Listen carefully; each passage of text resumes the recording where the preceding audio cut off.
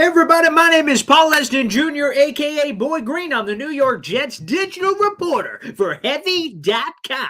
And welcome to the Jet Zone, right here on Sports War Radio, YouTube.com, Twitter.com, Facebook.com. We are literally anywhere and everywhere, baby. And every week we do this live New York Jets podcast talking about the latest happenings with all things New York Jets, trade rumors, draft nuggets. So much is on the table. And no matter where you're watching, like I said, we're streaming live simultaneously in 3 different places. The Jet Zone on Facebook, my Twitter, @BoyGreen25. You can also check it out on the Jet Zone Twitter as well. And my YouTube channel, youtube.com/BoyGreen25. Wherever you're watching, feel free to drop a question or a comment, a topic, whatever you'd like in the live chat. We'll bring you up here on the show. This is an interactive program, okay? We're a show of the people, of course. And man, you can check it out on the scrolling ticker @BoyGreen25. Follow me wherever you'd like. We got a lot of good stuff to get to here on the show. We're going to talk about the latest Mel Kiper Jr. mock draft. Ooh, did he finally get it right? We'll talk about that. Also, I've got a major tease to give. I'll do that in just a few minutes on what is coming up tomorrow morning on my YouTube channel. Guys, you're not going to believe the level of guest that was. I'll tease that in just a second. And of course, the Deebo Samuel trade. Is it real? Is it fake? What's happening here? There's a lot of hoopla out there in the universe on all of those things. So we'll get to that as well here on the show. Like I said, feel free to jump into the comment section and jump in. You can do a super chat if you'd like on YouTube, which will jump to the top with all the questions and comments that will be coming in inevitably here on the program, and you can also drop it in there as well. I try to get to all the comments here during the live show, but just in case I can't, make sure you super chat. That'll guarantee that we get that in there. First off, I do want to give the tease, and we're going to have such a special guest. Now, normally, if you're a fan of my channel, Boy Green, again, youtube.com/BoyGreen25, every Monday, we drop an episode where I'm interviewing someone crazy, either a great draft guest, either a Jets reporter or insider, or some other superstar celebrity guest.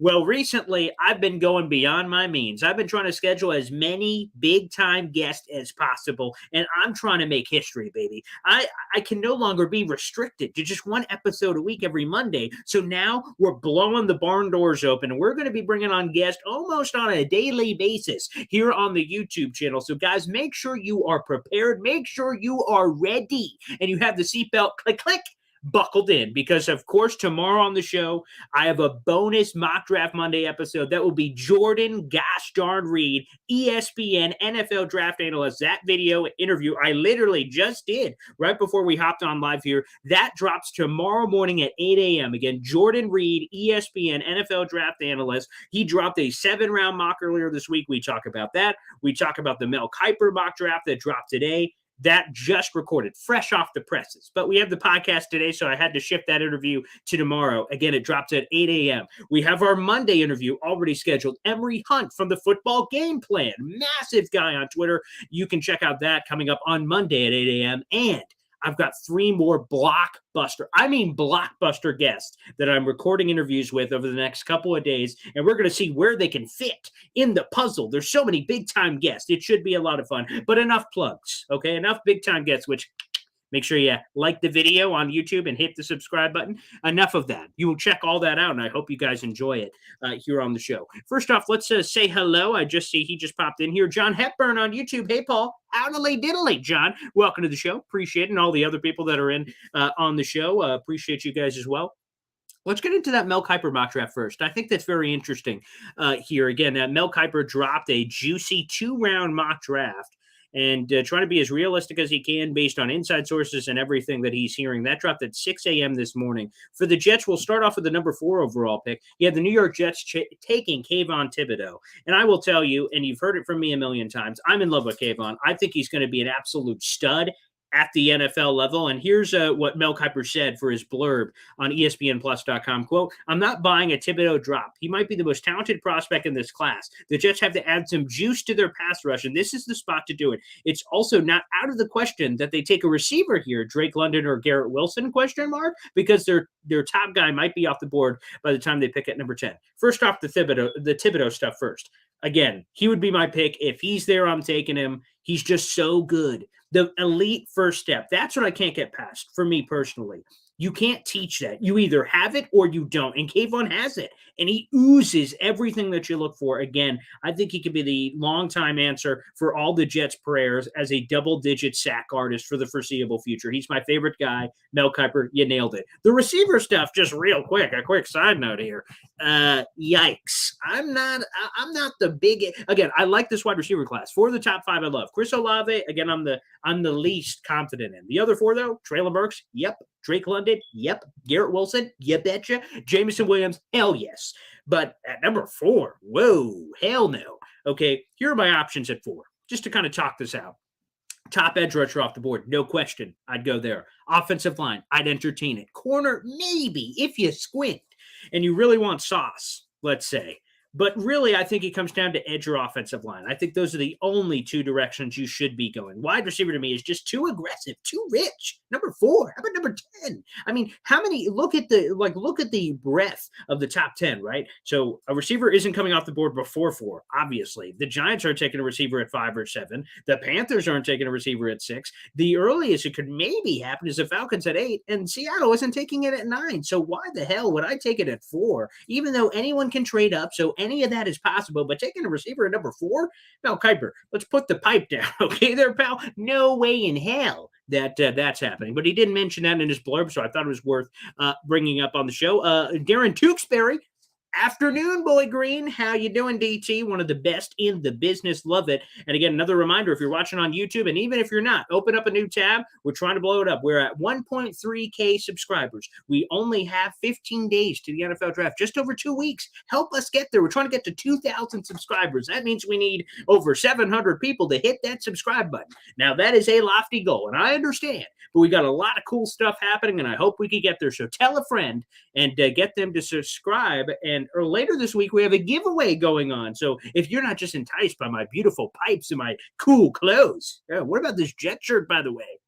Very nice button up. But even if you're not enticed by that, then maybe you'll be enticed by a giveaway and getting something for free simply for subscribing. That will be coming later this week, so keep an eye out for that. We're going to be trying to do a couple of giveaways to try to grease the wheel, so to speak, as we try to get the path to 2K subscribers on YouTube. So there you go. Again, Mel Kiper, number 4 overall, Kayvon Thibodeaux coming off the board to the New York Jets. Let's slide down to the number 10 overall spot for Mel Kiper Jr. And he had the New York Jets going wide receiver Drake London out of USC. Here was the quote: "If the Jets can pull this off, a top-tier wide receiver, again, Drake London, and a high-end upside pass rusher at 4, Kayvon Thibodeaux and his projections, shouldn't they be considered one of the most improved teams of the offseason? I like what they've done, and they haven't had to break the bank. Of course, that doesn't mean they're going to be AFC's contenders just yet, but London is a 6'4" target who will dominate in the red zone and pull down 50-50 balls to boost Zach Wilson's completion percentage." And I got to say, he's one of my favorite wide receivers in this class, Drake London, because he presents something different than the other receivers, than the 5'10" Elijah Moore, the 5'9" Braxton Berrios. And Corey Davis is 6'3", fine, but he's a souped-up version of Corey Davis. He's bigger, better in 50-50 ball situations and contested catch opportunities. So Drake London, for me, checks off a lot of those boxes. To me, that would make a lot of sense. Mel Kiper, again, mocking him there. But again, how can you not hear that from Mel? Could the Jets be considered one of the most improved teams in the NFL this offseason? Whoa! I mean, that's wild and awesome. That's amazing. That's fantastic. I mean, for the Jets to be able to make those kind of quantum leaps potentially, and I agree, look at all the improvements from free agency, potential trade conversations to the draft. I mean, yes, you would have to argue that they would be immediately one of the most improved teams because you check off edge rusher. You look pretty good there. I still think you should double dip at edge rusher. More on that tomorrow with Jordan Reed. Shameless plug. But, so edge rusher, you're good. Wide receiver, phenomenal. You're looking pretty good offense. The offense at that point is looking pretty solid. Okay, the offensive line is solid from starters. Wide receivers, you got Drake London, Elijah Moore, Corey Davis, Braxton Berrios, not bad. Okay. Michael Carter in the backfield, brought back Tevin Coleman. Okay. There you go. So just offense there for a second. Tight end, obviously, CJ Uzomah and Tyler Conklin. That offense looking pretty solid, pretty spicy, if you do ask me. Which could be pretty interesting. Let's go back to YouTube. Andrew Case. Hey, what's happening, Andrew? Welcome to the show. John Hepburn on YouTube. Williams over London. We're not going to the playoffs, so I don't mind waiting a few games.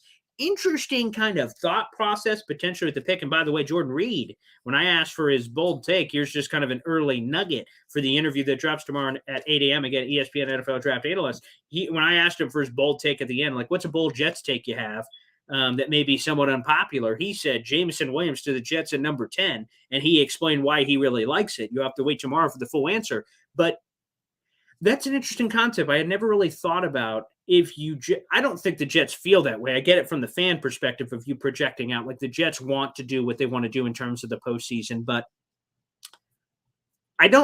I will say this. I don't really like the loser's mentality, which is the breadth of it. Like, we're not going to the playoffs anyway, so what's a couple of games? But I like the overall arc, which is long-term prognosis. You're not drafting a guy for week 1 or week 2. Again, it's up in the air when he's going to be ready. I've heard some from Jameson Williams' camp say, oh, he's going to be good by training camp. I've heard others say he won't be 100% till like October-ish, somewhere in that range. So, again, there's a varying range. And, again, the medical staff of the New York Jets obviously is going to have to give that a full approval really before you go anywhere from that perspective. But to me, that's very interesting a take. Again, I would be okay with Jameson Williams because, again, he fits the Tyreek Hill profile of that speed, the vertical element to the offense, which I think desperately they need, quite frankly. So that could be possible. That could make a lot of sense. And then the most intriguing, which, again, KT and Drake London would be a phenomenal 1-2 punch balanced approach in the first round. But Mel Kiper also had the Jets trading back up into the first round, which, by the way, we need to talk about this. I'll try to write an article about this to kind of evaluate from the draft value chart. I'm a draft value chart guy, and see how far the Jets can get up with a combination of 35, 38 and break down a bunch of potential trade scenarios. I'll have that coming out at some point this week because I'm really intrigued by it myself. But he being Mel Kiper Jr., had the Jets trading back up with the Cincinnati Bengals for the number 31 overall pick. Here was the trade. And by the way, I broke this down already. It's on heavy.com. I'm the New York Jets digital reporter for heavy.com. I write, basically, it's a fancy title, which means I write Jets articles every day and do video interviews and all kinds of other fun stuff. But in this, I broke down the draft value chart, and it's a pretty even trade. The Jets go from 35 to 31, so jump 4 spots. They give up a 4th rounder in 2022. They have 2 4th rounders. I believe it's 111 and 117. 117 and 35 would be about a 260 points to the Bengals 250. So it's about as even of a swap as you can get. And it would be worth it because, first off, you get the 5th-year option kicker with this player they're trading up for in Tyler Linderbaum, the center out of Iowa. So you get the 5th-year option. And also, you have the picks to be aggressive, long story short. They've got the quantity. They have 9 picks in the 2022 NFL draft. They have the quality with 4 picks inside the top 38. I advocate for them to be aggressive in these scenarios. So this could be one that they choose to do. And Mel Kiper had the Jets, again, jumping up from 35 to 31 to take Tyler Linderbaum, the center out of Iowa. And here's what he said in his blurb about the trade for the Jets. Could Linderbaum be the Jets' new Nick Mangold? They took Mangold as a pick at pick number 29 in 2006 and been trying to fill that void at center since he left the team after the 2016 season. Some NFL teams are put off by Linderbaum's short arms, but just watch the tape. He has the physical traits to be an all-pro and is exceptional as both a run and pass blocker. He's exactly what the Jets need, and this would be tremendous value. I'll add a little bit more to this. Like I said, I've got a full column out on this topic for Heavy on Jets.com. You can also be a part of the Facebook community, Heavy on Jets, with over 17,000 Facebook fans of the Jets. I will say this. If you do this, if you're the Jets, you have options. And I love options. I'm an options kind of guy. I think options are great. If the Jets do this, they can either cut Connor McGovern straight up. They'd save $9 million on the cap. Or they can approach old Connor McGovern and give him the Jamison Crowder treatment. Remember last year, the Jets approached Jamison Crowder, who basically had a $10 million salary with minimal guarantees. So, in other words, the Jets could cut him almost at any time, and he wouldn't get much of his money. And then also he'd be in a terrible situation with NFL teams mostly already having their roster set. So, again, his market wouldn't be robust. So it was kind of, it is. The NFL is a cold-blooded business, so it is what it is. But the Jets approach and say, hey, pay cut? And he had to think long and hard about it and go, I guess I get to, if he takes the pay cut, which basically it worked out like this, and this is why I think it could be interesting with Connor McGovern. Jameson basically had a $10 million salary, but almost none of it was guaranteed. So Jets say, hey, we'll slice the overall value from $10 million to $5 million. It was around 5.5, and then we'll guarantee it. So you get You get your money guaranteed. We save a few bucks. Kind of works out for both sides. Again, Jameson preferably, I'm sure, would have kept his entire salary. But like I said, the NFL is a tough business. Let's say you're the Jets. You do this. You do a very similar thing. Come up to Connor McGovern. You draft Tyler Linderbaum. You trade up. You draft Linderbaum at the back end of round 1. You go to Connor McGovern and say, hey, we could just cut you and save all the money. Or we could cut your salary in half. Again, he's due like $10.13 million, and they'd have like $1.3 million in dead. So they would save $9 million on the cap. So you could say, hey, we slice your contract right now in half to like, let's call it an even $5 million. Very similar to Jamison Crowder. And then you're both depth. Again, he has experience both playing right guard and center. He would probably stay at center, but still that you would have that interior depth, which would make you feel good just in case an injury happens or Linderbaum somehow isn't ready, which seems unlikely. It seems like he'd be a plug-and-play guy from day one. You ensure depth, you save a few bucks, and then you have McGovern, and then he's off the books anyway next year. That's something I would entertain if I'm the Jets, as opposed to just straight up cutting him. I mean, you could do that, but it's not like the Jets are going to be hurting for money. They have plenty of money to sign their draft picks and do so now. The only way that wouldn't happen is if the Jets want to do a trade and they need to save a few bucks. And again, we'll get to that in just a few minutes. But the Linderbaum thing intrigues me. The man-goal comparison intrigues me. I would never take Linderbaum at 4. I would never take Linderbaum at 10. It just seems too rich. Positional value and what the Jets need, it seems like a luxury out of now. Trading back in round 1, and he starts to slide, which is very possible. Size questions, positional value questions, and certain scheme fit. He doesn't fit with every team. So, again, a lot goes in the way to feed a potential Linderbaum slide down the board, and that's why I think it could be very tempting if you're the New York Jets. And the price is what? A 4th-round pick? Come on. Did you see what the Jets did in the 2020 draft in the 4th round? LaMichael Pirine? Yikes. James Morgan? Yikes. Cameron Clark? Yikes. Okay, I'm not crying over a 4th-round pick based on that history, obviously. Of course, you could also say, hey, Michael Carter wasn't so bad. Sure, a blind squirrel finds a nut every once in a while. Am I right or am I right? So interesting, though, on the Linderbaum thing, which could intrigue me. And again, think about that offensive line just for a second, okay? But again, the tackle situation will figure itself out. But at tackles, you have Mekhi Becton and George Fant. Very nice. At guards, you have Elijah Vera Tucker and Laken Tomlinson. Solid. And then Tyler Linderbaum. That may be the best Jets offensive line since the AFC Championship years. That's tasty. That's delectable. That puts Zach Wilson in a phenomenal position with a great wall in front of him to be able to make that quantum leap that we all hope that he can potentially make. So Mel Kiper. Okay, Mel Kiper, I see you. I know we've had a couple of YouTube shows here on the Jet Zone where we're bringing up Mel Kiper mock drafts, and they're not good. We're like, oh boy, Mel Kiper, what are you thinking here, pal? But I guess he saves the best for last, as we're only a couple weeks out here from the draft. So, okay, Mel Kiper, we see you, Mel Kiper. Okay. All right, let's get into some of these comments here as I jump back in. John Hepburn on YouTube. Linderbaum would be awesome. Jets do best when they have an elite center. And man, what a first world problem they've had with Kevin Mawai, then Nick Mangold, and now that maybe you could jump on the Tyler Linderbaum train, Mawai and Mangold were straight baton handoffs, and there's been a couple of year delay. Remember, Mangold's last year with the Jets was 2016, so it's been 6 years of kind of a revolving door of like Jonathan Harrison and Connor McGovern and a bunch of hoopla. But to potentially get Linderbaum, okay, I see where you're going. So good point there, John. Let's go to Andrew Case on YouTube. Jets need an additional defender, no question. We talked about in Jordan Reed's mock draft for the double dip at edge. I'm all for that. Again, this is one of the best edge classes in a decade. Double dip at edge. Overall, in terms of your defender needs, again, I could see another corner for sure, another safety. Linebacker would be nice. Defensive tackles in the conversation too. Edge rusher. Yeah, I mean, they got a lot of needs. No question about it. So they do need some defender love. Joe Lewis on YouTube. Linderbaum is perfect for the Jets' outside zone scheme. Exactamundo. So schematically, it makes sense. Value-wise, it makes sense. And again, the ripple effects. That center-quarterback relationship is so pivotal, and yet it's been somewhat lacking. Connor McGovern the first year was questionable. Last year was better than people say, but still, it's just somewhat mediocre. We shouldn't be complacent at the center position, and obviously the Jets haven't. In my article, I wrote about it for Heavy on Jets.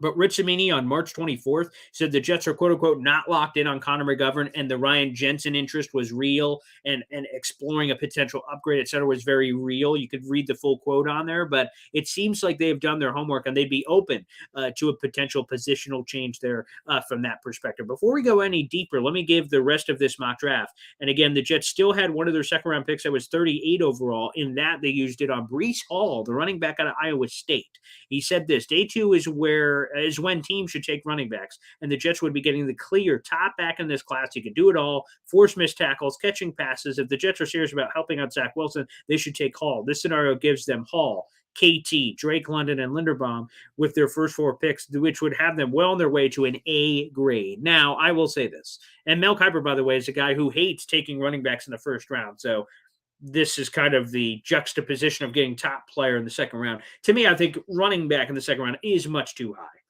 Last year, if you remember, if you guys were watching the show a year ago, I was okay with the Jets maybe going Travis Etienne or maybe Najee Harris, in that range.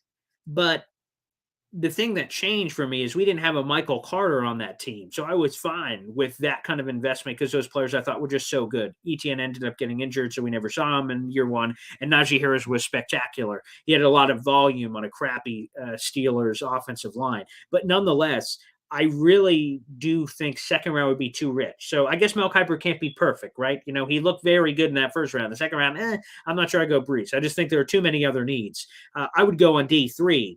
Again, Tyler Algier, yes. James Cook, yes. Who the Jets have shown a lot of interest in. Zamir White is another one. Yes. You want to go there on day 3? Fine. You got me. Second round, too rich for me. But good stuff there. That is the Mel Kiper mock draft. Full article on ESPNplus.com. Make sure you guys check it out. I love Mel Kiper. I love the draft in general.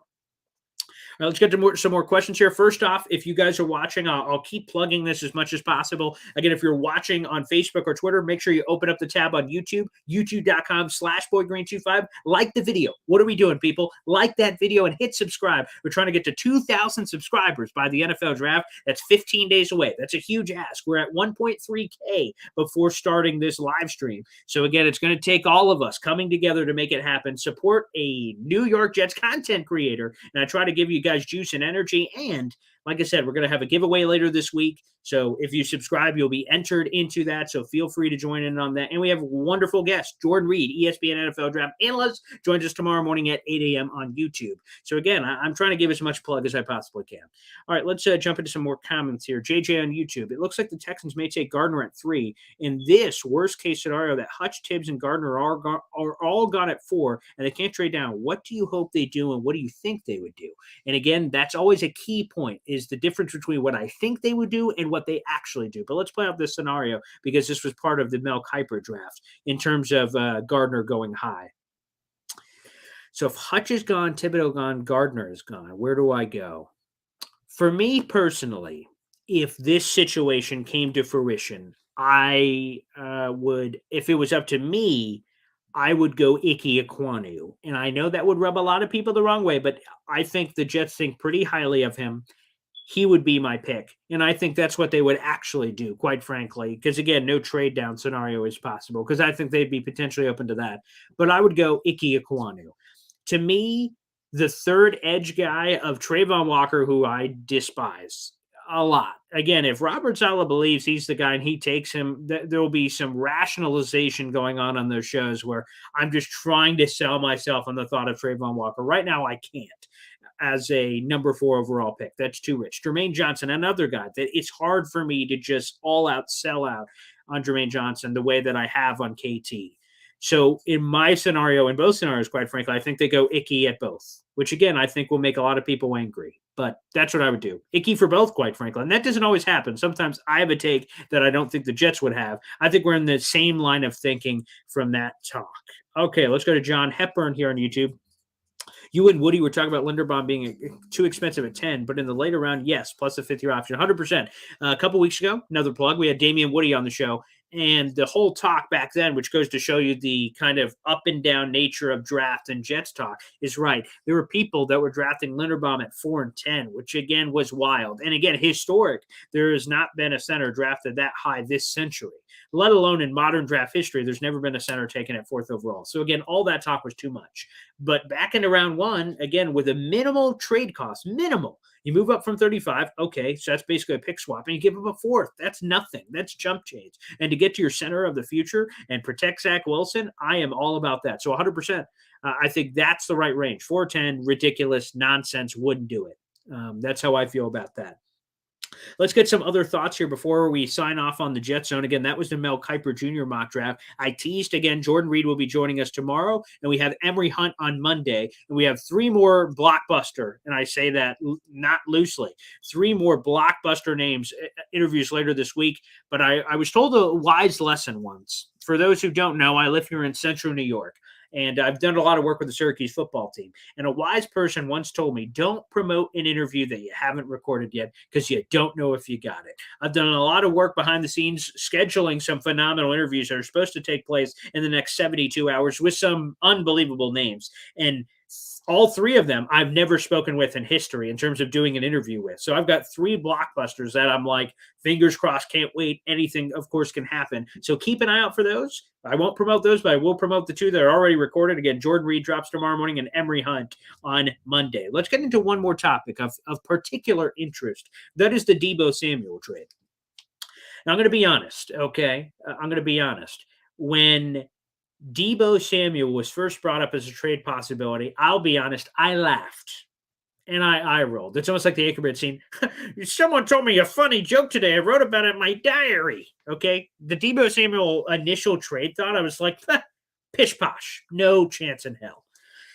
And then there's been continued heat, continued smoke around that possibility. And we've seen it in a couple of places to catch you guys up if you have no idea what we're talking about here. Deebo Samuel, again, who's entering the last year of his rookie contract. He was a second-round pick, so no fifth-year option, which is another reminder how important that fifth-year option is for potentially trading up. Keep that in the back of your mind. But he was a second-round pick, so because he was not a first-round pick, he's getting his money sooner. That's the long story short of the CBA. And Deebo Samuel wants big-time money. Now, again, he's entering the last year of his rookie deal. The 49ers have said publicly, we're going to pay him, of course. We've moved money around for him, of course. Now, the money that they thought they moved around is not the money that Deebo's asking for, and I think that's where we get into some funky territory here, is that Deebo Samuel is making about $1.6 million this year, which is absolute nothingness. That's part of his rookie contract. But Spot Track Market Value projected him about $22 million a year on a new deal, which would put him inside like the top 10. The money he apparently wants is north of $25 million a year. Tony Pauline has reported that, and on Instagram, one of Deebo Samuel's friends posted on Instagram saying, with the caption, with a picture of him and Deebo, and the caption said, "If it ain't at least $25 million a year, we ain't talking." Basically, Deebo not only liked that post, but he commented a pair of eye emojis as a part of the post. So it looks like we know what Deebo Samuel wants. That's where we get into what is a very complicated contract negotiation, because is Deebo Samuel Devontae Adams? Is he Tyreek Hill? He certainly doesn't have the resume to back that up. He has one really super awesome productive year coming off this past year where he was used in a versatile way. He was used at both running back and wide receiver, which I think confuses the grader here on a potential deal, because do you pay him as a top running back? Do you pay him as a top wide receiver? For the 49ers' sake, I'm sure the pitch they're selling is a good combination of both, and that's a amended contract. And I'm sure Deebo and his camp are saying, screw you, I'm doing both, so you got to pay me combination of both, higher than any running back or wide receiver in history. And I think that's where, again, we get into the crazy potential territory here, which I think is where we're getting wild. But again, when initially I rolled in a Deebo Samuel trade as a pipe dream, nothing more, I'm taking more legitimately now. I'm taking more serious. And part of that, I tweeted out yesterday, it's got like 150,000 views or something, is Matt Makioka, and I probably butchered that name, out there on the West Coast, who covers the 49ers for NBC Sports Bay Area. He said that Kyle Shanahan said that he would basically listen to any offer on any player. That comment was not specifically in reference to Deebo Samuel, but he said that comment like, we would trade anyone, including me. We would take trade calls. He was kind of joking about that part, but he said that, anyone is on the jet. We'll listen to any call.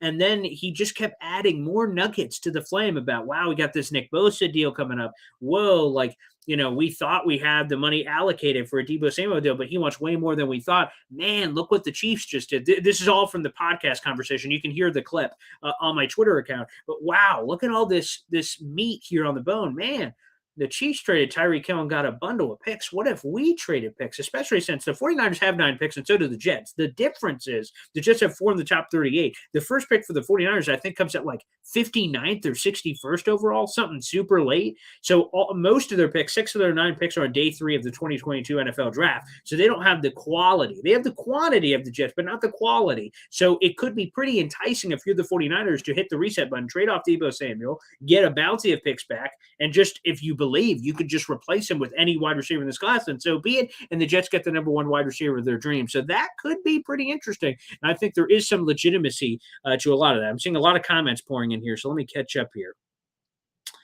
Let's go to Deshaun. Sweet. What happened to Jay Ross? Before his injury, he was a top 10 pick. Jay Ross. That name isn't doing it for me, so I'm not. You'll have to comment down who Jay Ross is. Maybe I'm just having a brain lapse, which is certainly possible because sometimes I'm an idiot.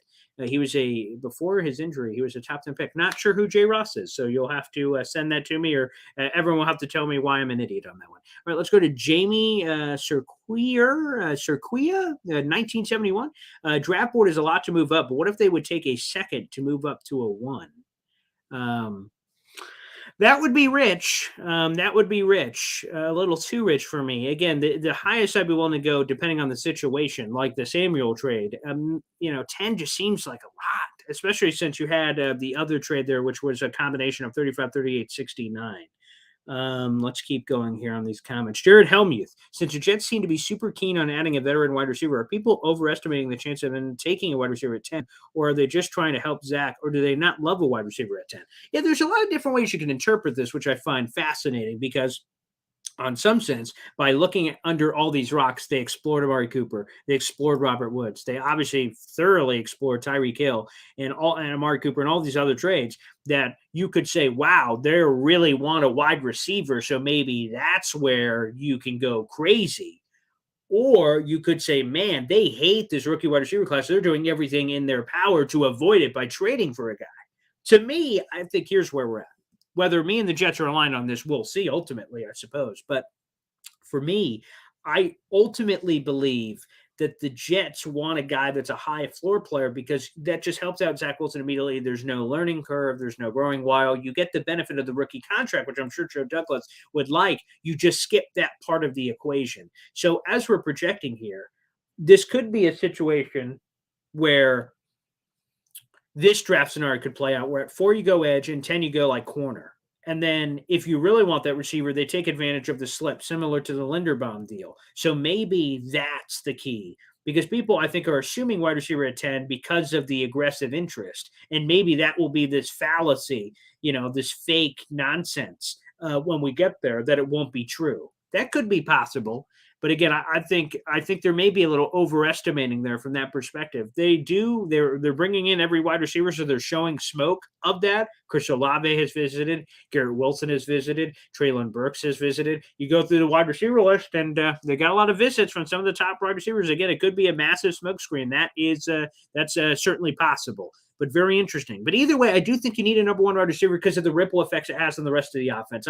I do think you can't underestimate that factoid, but I like the advanced look, Jared. Way to look ahead on that. That's really cool. Let's go to Motivated T on YouTube. But rather watch you, Paul, than Jake Asman gets too big-headed for me, calling his viewers stupid. Oh, I haven't heard that. Jake Asman, I don't think I've had him on the show. No, I've been on his show a couple of times. Yeah, calling the viewers stupid. I don't like that. For me, I like good, hearty conversations with viewers. I've had a lot of them. Again, because my day job, for those who don't know, I'm a sports talk radio host. So I do that 9 to 11. So I work virtually here, sometimes from this radio studio, and then I occasionally go into the office as well. And I'll tell you, people call me all kinds of things, from idiot to everything else, off air and on air on the show. So I've got thick skin.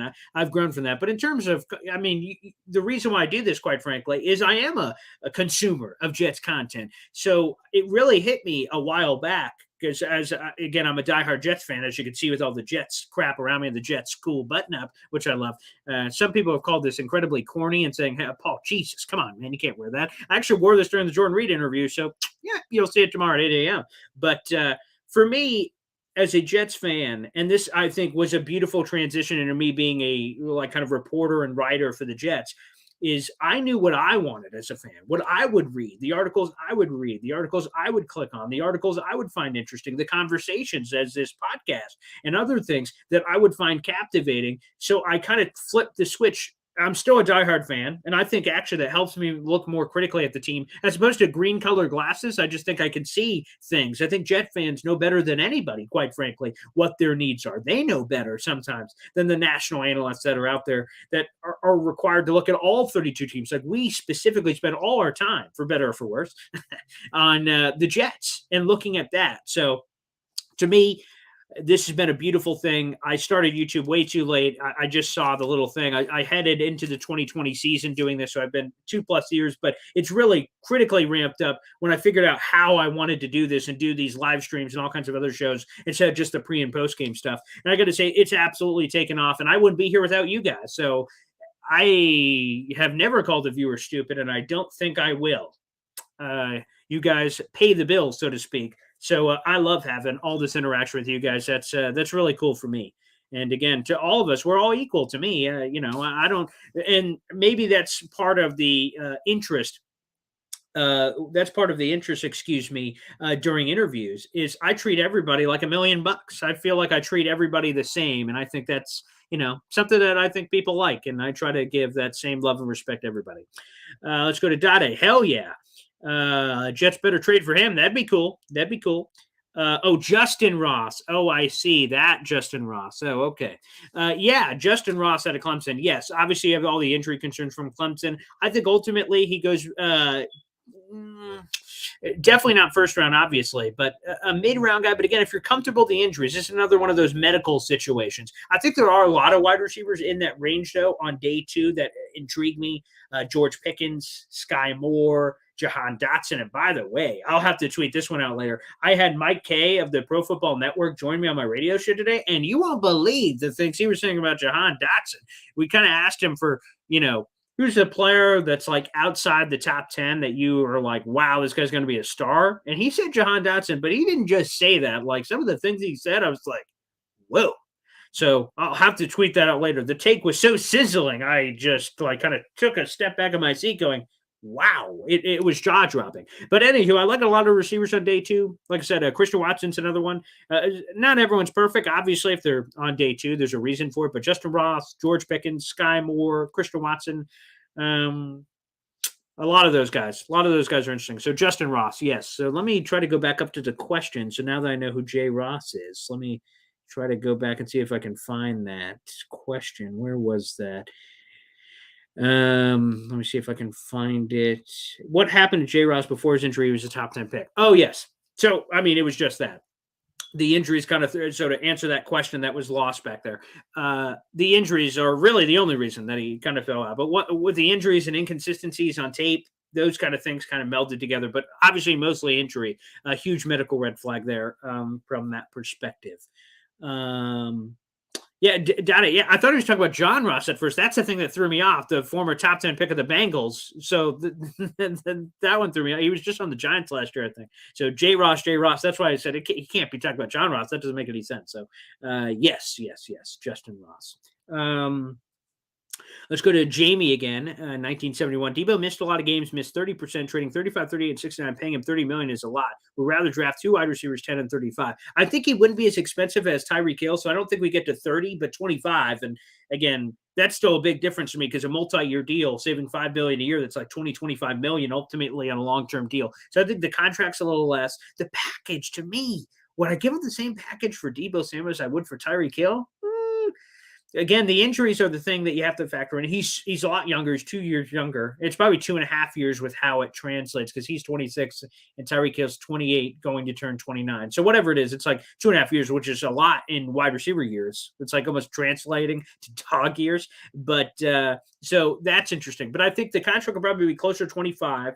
I don't know. Again, that's an interesting question to the ethos, like on the trade package, 35, 38, 69. That's what Tyreek Hill got. And you also got a third back, which was nice. Yeah. And if you do your thing, Jamie, so let's go to your plan, would rather draft 2 wide receivers, 10 and 35. 10 and 35 would be too rich. It would depend, though.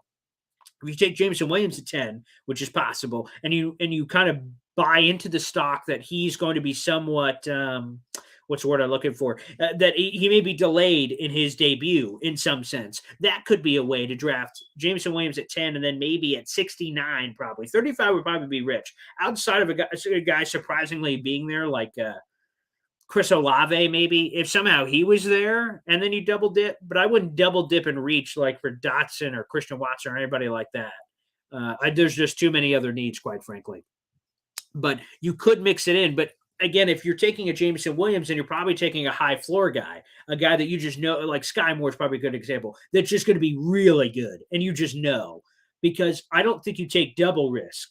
So that's the one thing. Because I see, Jamie, you just jumped in with the Jay Williams and Christian Watson. The reason why I don't think you do that for Jameson Williams and Christian Watson is a projection based on his level of competition and the concerns, like, his ability to catch the ball in the air and almost the ridiculousness of his stats because of his situation. So I don't know if you double risk. That doesn't seem to make sense. Christian Watson's really good, and someone's going to take him probably back into round 1 or early round 2 because of the crazy athletic traits, but I'm just not sure if they would double dip from that perspective. I think if you do that, you're going to wrap it with a high floor safe player to give you a good thing. And like I said, I don't think I would do that at 35. Scott Bieber on YouTube. Do you see a run on the quarterbacks, an opportunity to trade back in quality and add quality picks? At what range do you see the best value on the board? All right, let's go through this. So run on quarterback. So I think 6 is almost a foregone conclusion at this point. I think the Panthers take a quarterback. Is that Malik Willis? Is that Kenny Pickett? I've heard a ton of Desmond Ridder hype in the first round, which I'm starting to buy, that people like him. I've heard weird hype about Sam Howell, which is kind of weird as well. I'm buying the Ridder. I'm buying Willis, and I think people like Pickett in terms of the floor. So I think there is going to be 4 or 5 quarterbacks that end up going round 1, which you would say is crazy because the class is not supposed to be very good. But Willis at 6, I don't buy the Willis at 2 stuff. I'm not buying that. Excuse me. So Willis at 6 makes sense. Seattle's interesting at 9, whether or not they would pull the trigger. Atlanta, would they pull the trigger at 8? Long story short, to answer your question, I think there is a run on quarterbacks. I think it's probably 4 because you're going to get Willis, Pickett, Ridder, and then I'm throwing the dart throw at like Matt Corral or Sam Howell. So one way or another, I think 4 go. An opportunity to trade back and add quality picks, 100%, because if you start to get the run inside the top 10, right? So if you get Willis, let's just say for giggles, you get Willis at 6. Potentially someone, especially if someone else goes at 9, like Pickett or Desmond Ridder or something crazy, right? That makes us go, holy crap. Like a couple of Jake Locker a bunch of years ago, Christian Ponder, EJ Manuel. When some of these guys went, we're like, I'm sorry, what? Excuse me? When we had a couple of those, that's where you could get it. But even if one goes off the board at 6, everyone's going to be looking for the next one. So pivot point 8, Atlanta Falcons, pivot point 9, Seattle, pivot point Jets at 10. That's where teams like Pittsburgh, New Orleans has 16 and 19 in their back pocket. They could look to move up. Philadelphia, outside chance, maybe. They're like, you know what? Let's go. Although I think they're going to give Jalen Hurts a year and just believe in him. But those are some of the spots, 100%. So I think you could trade back. If I'm the Jets, I don't do any massive trade back. I don't do I'm trying to think of who that team would be in the back end of the first round. None jump to me to the top of my head, at least for quarterback anyway. So if you're trading back a couple of spots, so like 10 to 16 for the Saints or 10 to 19, that's a little steeper, but 10 to 16 is probably that range. If you're dropping like 4 or 5 spots, and then you could pick up value, like a primo 3rd round pick maybe, or even 2nd round, that'd be rich. But again, you could get that bidding war with the quarterbacks kind of going ham. So that could be interesting as well, that I would really like. So, yes, I think there is quality, and I think the Jets are super open to that. 4 seems uncertain. I know technically the Saints package could move up to 4. I would be shocked, quite frankly, if the Jets did that. While that would give them more opportunities, because if you go from 4 to like 16, 19, there'd be more than that too, even though that's fair on the draft value chart. I think it'd be 16, 19, and maybe 3rd rounder or something. I think Joe Douglas would charge a tax to move up that high. But again, that one would surprise me. But if you did that, you would have 10, 16, 19, 35, 38. That'd be 5 picks in the top 38 plus a third round or whatever that would be. I'm sure that would be intriguing. But again, at the end of the day, you need quality over quantity. I think there are some blue chip players like Kayvon Thibodeau, who I like a lot.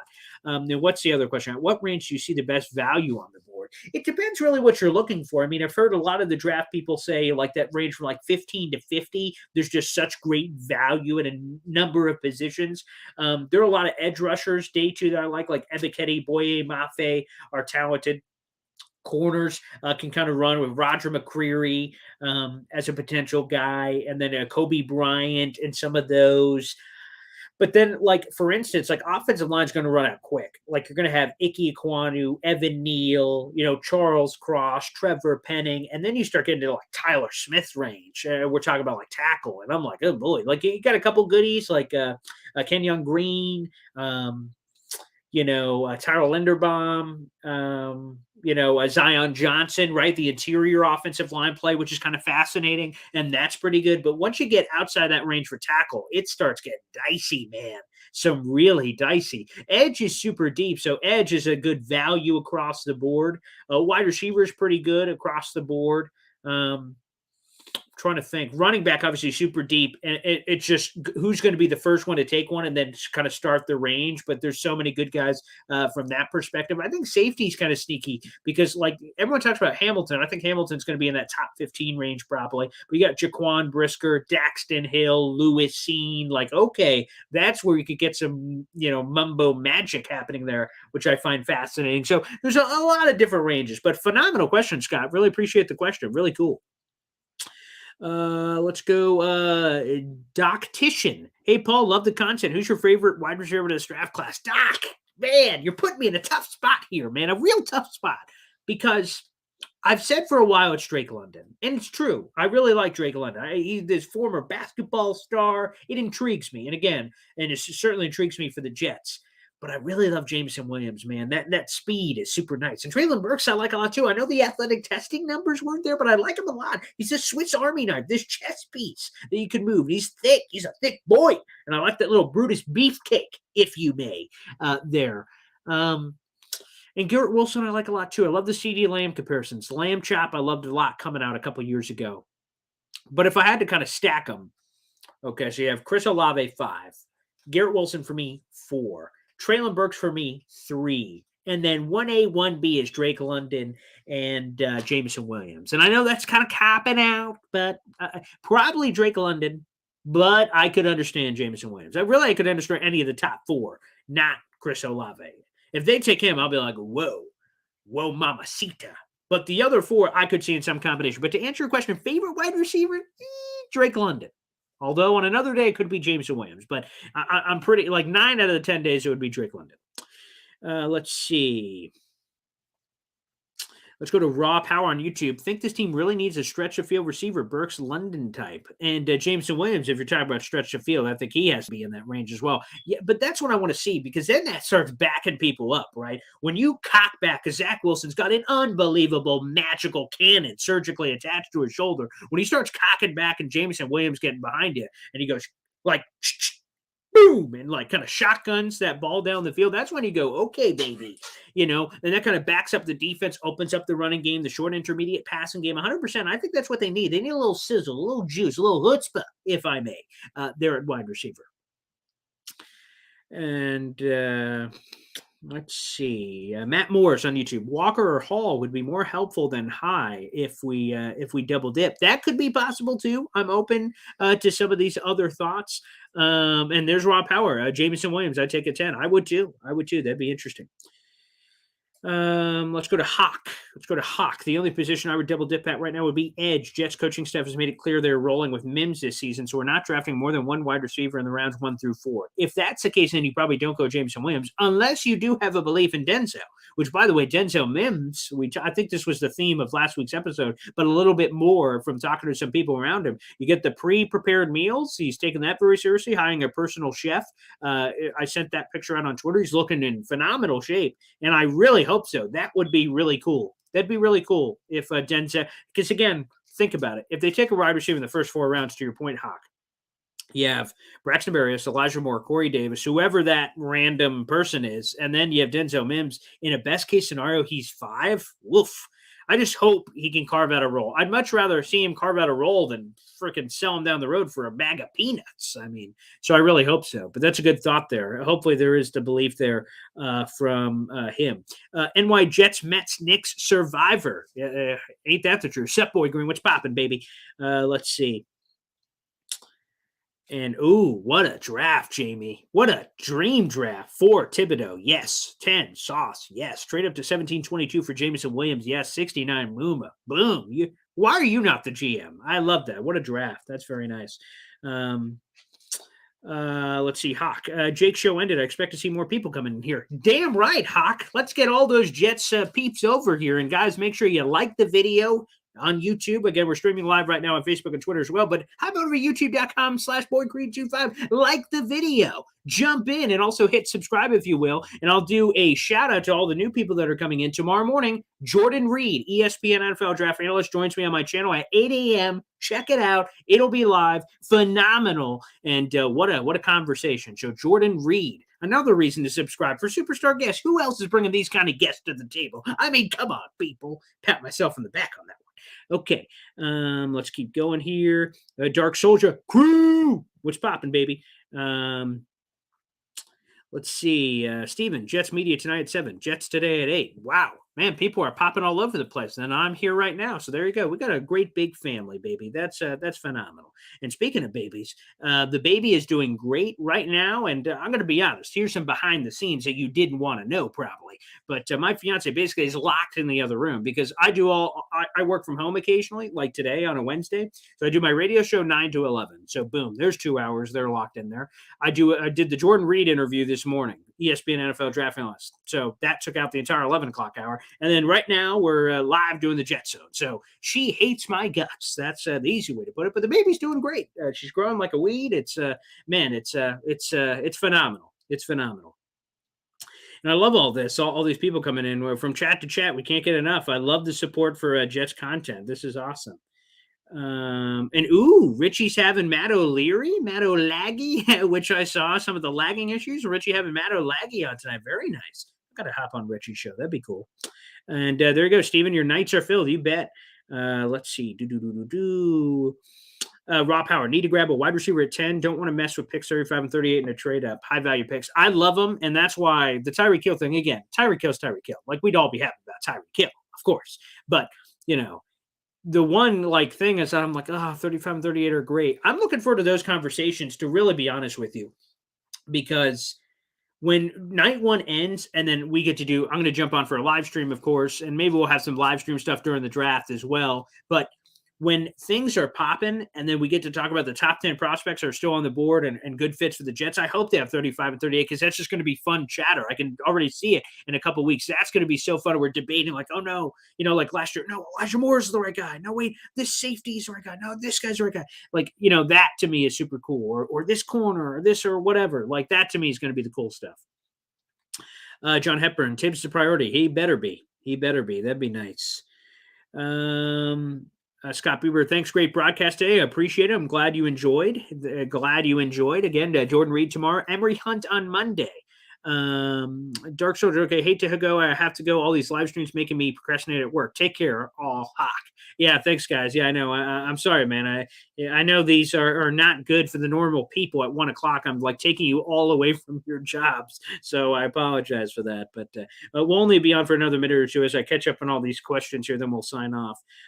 Victor Sanchez. Hey, Boy Green, is it worthy to draft one of these receivers at 10 or because of need we have to? That's a fascinating conversation, one that hasn't been addressed enough, quite frankly, on Jets Twitter. I do think that they are worthy of the pick. Now, quarterbacks is the one where I'm like, these guys are not worthy of the pick, so we were overdrafting them.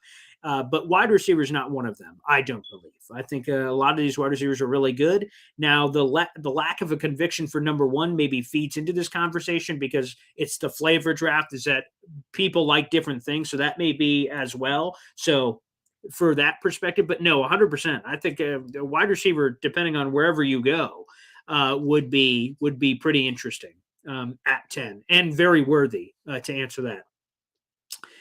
Let's go over to Hawk real quick. Ideal draft, assuming no trades. Walker or JJ at 4, Jameson Williams to London at 10, Mafe at 35, Briscoe at 38, best linebacker 69. Again, I hate Trayvon Walker. I can't say that enough. But again, I will say this, as I said earlier in the show, just in case you missed it. If Robert Saleh takes Trayvon Walker, I will give Saleh, obviously, the benefit of the doubt to get the most out of him. It's just super risky. JJ, I question the ceiling. Like, how good is he going to be? That's interesting. I love Jameson or London at 10. We're on the same page. I love Boye Mafe, one of my favorite players in this draft overall. Brisker at 38 is fantastic. And best linebacker at 69, whoever that is. Does Christian Harris make it that far? Is it Muma as the guy? Whoever. I think there's a lot of choices. And good point. I like Drake too, but I'm waiting for the pro day, which, by the way, I think is the 15th. So that's later this week if he's healthy. Remember, he had the hamstring strain. So we will see. And thank you. I like your top 5. Thank you so much. And that's true. The running back possibility in the 3rd round could be possible, but they may wait till the 4th.